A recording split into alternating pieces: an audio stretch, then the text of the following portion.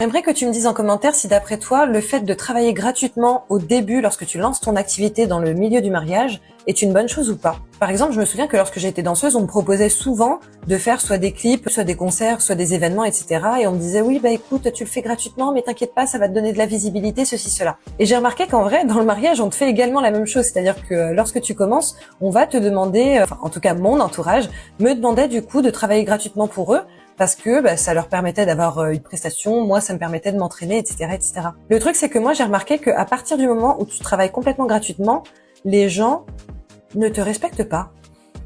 Et même si ce sont des amis, tu vois, en fait, à partir du moment où ils se disent que c'est gratuit, c'est comme s'il n'y avait plus aucune valeur et que du coup, ils prenaient pas les choses au sérieux. C'est-à-dire que le peu de fois où j'ai accepté, parce que j'avoue ça m'est pas arrivé très souvent, mais pour mes plus proches amis, etc., ils prenaient ça un petit peu par-dessus la jambe. Genre, on avait rendez-vous, du coup, ils se permettaient de ne pas venir au rendez-vous et ça les dérangeait pas. Genre, ah ouais, non, mais en fait, j'ai oublié. Ah, mais en fait, je t'ai pas dit, j'avais un autre truc.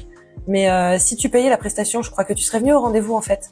Et j'ai remarqué pareil que lorsque tu avais une formation gratuite, en fait, t'es beaucoup moins impliqué que lorsque tu as une formation que tu as payée. Parce que, justement, t'as sorti de l'argent. Et en fait, ma vérité aujourd'hui, c'est que ton investissement personnel sera le reflet de l'investissement monétaire que tu mettras.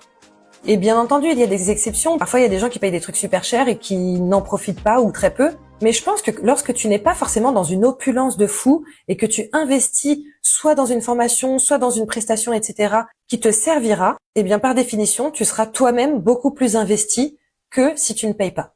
Bisous, bisous!